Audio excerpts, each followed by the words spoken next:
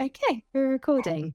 So, good evening. Welcome to Wonderland Author Interviews. And tonight we have J.A. I can't see Belfield. Hi, Hi, how are you? I'm good, thank you. Thank you for coming on tonight. So, I'm just going to ask you a quick few questions and Okay. then I'll let you go. I promise I won't put you through too much torture. So, tell me about yourself. Okay, so I'm a primarily romance author, but I write in a few different subgenres of romance. I have got some contemporary romance, paranormal romance, which is a series. Yes, I have that one here as well. And that one, I have your book. Oh, you've got the nice hardback edition, haven't you? I've got the I paper. have. Yeah, Yeah. yeah. Um, and I've also got a rather steamy, as you've just seen, fairy tale reimagining. Um, so the series that I write is called The Holloway Pack, which is my paranormal romance books. That's the first in the series. I won't drag them all over to show you. Obviously, with it being the Holloway Pack, it revolves around werewolves and it kind of skirts between paranormal romance and urban fantasy. The contemporary romance I've got, another one, which is steamy, is The Therapist, which is about a sex therapist with a rather hands-on approach. And yeah, and then The Night Bus Before Christmas that you've just shown is this sort of like a cute contemporary set around Christmas time, but it's one of my short stories. Okay. So when you're writing them, is there a character that was like really hard for you to write about? Um, I think probably Danny, who is in the latest book. Let me just try and grab it. It's at the bottom from the Holloway pack. So that's book 5 in the series. I have to count them to keep track. Um, so yeah, I think it's because he was the one who's been most cut off from the rest of the pack. And I also put him through some experiences that were quite difficult personally for me to write. Yeah. So yeah, I think I'd have to go with Danny from the pack.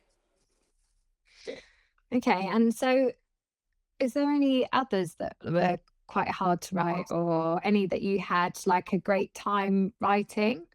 That had a great time. I think my favourite book to write was probably a steamy fairy tale, Belmont and the Beast. Yeah. Uh, I mean, I kind of just, I had like just a few thousand words of that written down, but then COVID hit and lockdown hit. And I just thought, oh, I might as well just sit and write this. And I ended up writing it probably in about 3 or 4 weeks.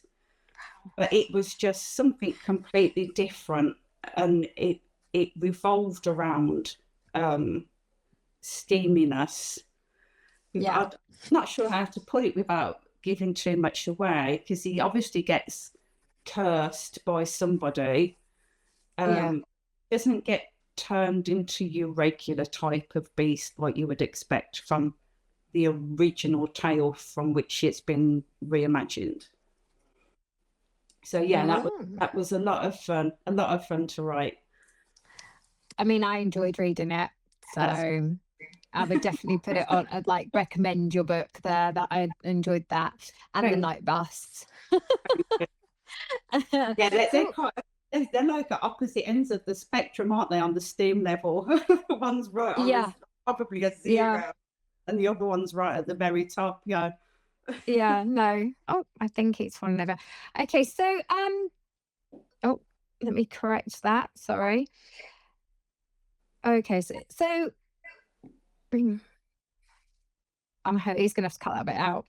My thing's just gone dead, and think it's trickling off like that. I don't know what's going on with it. So right, stay. Okay, so what inspired you to write? I've always um, been a daydreamer since I was a child, and I've read books, well, not just read, literally devoured books from a really young age. I mean, we had a couple of lads, Raymond and Lenny, who lived next door but one to us when we were growing up. And I'd go and knock on the door, and his dad would say, "They're not in." And I'd go, "It's right, I haven't come to see him. I've just come to read his books." Because he'd got literally the entire collection of Famous Five, this whole bookshelf of Famous Five books. Just sit and just read them one after the other. So I don't know, I think it's just because I've read that much over the years, and I've always daydreamed. And when the daydreams were no longer about the books that I were reading, but about books that were stories that were coming to life in my own head, that's when I said to my sister one day, I said, "I keep like getting this idea for a book, I'm thinking of writing it." And she just said, "Well, do it then." So I did. Yeah. Yeah, but I mean, I've had a lot of inspiration from books that I've read, but I don't tend to just read the same genre, because I have got a love of urban fantasy and paranormal, but I also love contemporary romance and suspense and thrillers and crime dramas. I read pretty much most genres. The only ones I'm not so keen on is sort of like high fantasy, but that's because I'm quite a lazy reader, and I have to work harder with that. And for the same reason with sci-fi, because you have to work harder to absorb everything and take everything in. And for me, reading is just about relaxing and chilling out and not taxing my brain too much. So yeah. No, I think I really like an easy-going book if I'm going to read it. All the high fantasy ones I usually get on Audible, and then I can listen to it, and it's a lot easier that way. Yeah, I can't really listen to audiobooks because I end up just falling asleep, because it's such a relaxing pastime for me, that if I'm not reading them, like visually reading them, then my brain just sinks into a slumber, and then I'll wake up the next morning and have absolutely no clue where I last left off in the story. So I tend not to do audiobooks for that reason. But have you thought about doing your books on Audible, or do you have your books on Audible? Right, some of them are already on audio. So the first in the Holloway Pack series is in an audiobook, and The Therapist is in audiobook. And I've also got a short story called Her Main Escort, about she hires an escort for the evening for a function that she doesn't want to go to alone, and it sort of like goes a bit awry. Yeah. And so that's also in audio, but I haven't gone on to put any more in audio yet. I think the thing that's kind of like blocking me a little bit with say Belmont and the Beast is it's going to require dual narrators, which will make it a really expensive project, because you've got two voice actors to hire for that then, rather than just the one. Yeah. So, yeah, never say never, but I would like to see all of them in audio at some point. Yeah. No, I can understand that. So, how about you tell us 3 facts about yourself? Oh, crikey.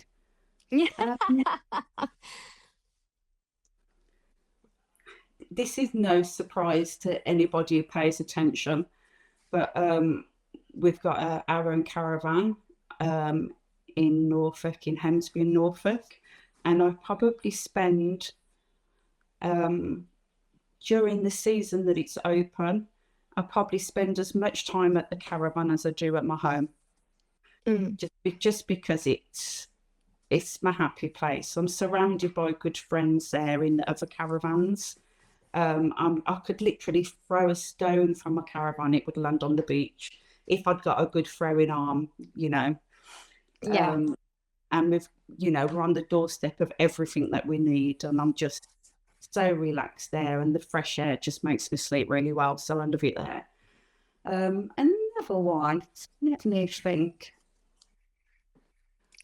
I'm probably the only person in our family who hates prawns Prawns and mushrooms. I and am. mushrooms. I'm the fussy eater of the family. Everyone else are like eat, pretty much all these things. And anytime they get invited out for dinner with other people, they'll go, is there anything you don't like? And then they'll go, no. And I'll go, well, I don't like this. I don't like this. I don't like this. I don't like. And everyone who cooks for us has to cook around the things that I don't like because I'm a pain. Yeah. Um, I can sympathise with you on that one. So yeah, I'm trying to think of something interesting or random, but this wasn't on your questions, Kerry, so I haven't had time to think. I'm sorry.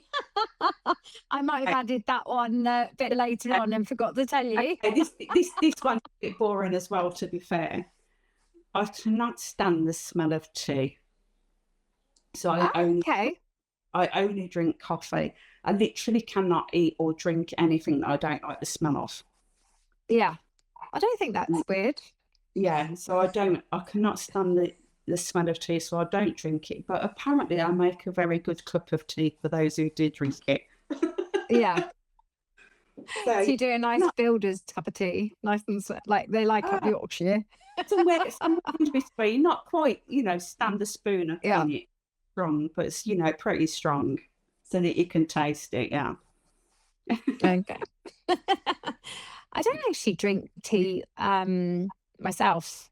I like herbal teas. I like teas. Yeah, I'm not a massive fan of coffee and tea. So I'll either drink like water or herbal. Yeah. So I like raspberry leaf tea. Comes in handy when you're pregnant. That's not going to happen at this stage in life. I was told to drink that. So that I was pregnant, I would probably start crying. Yeah. Yeah, no, me too. Yeah. I am more than ready to, because I've got a granddaughter now, so I'm more than happy to sort of like have her for a few hours and then sort of like wave and get my peace and quiet back at the end of the, of her visit. But no, there's no way I could be a full-time mother again at this stage in life. It would just be horrific. Yeah. Do you fill her full of sugar and then go bye? Occasionally. They'll say, no, she can't have that. And I'm like, I'm sorry, but, Nanny's house, Nanny's rules. Yeah, I am looking forward to that bit. My house, my rules. Yeah, it's the absolute best being a grandparent. Yeah. Oh, well, I'm going to call it quits here. Okay. And thank you very much for coming on and answering the questions. And you're very welcome. And I'm very sorry I bombarded you with the last one. I think I sent it to you. I'm very sorry. Okay, well, I'll let you go and I will see you soon on the live at 8:00. Yeah. Yeah. Okay, thanks again, Julie. Bye. Bye. Bye.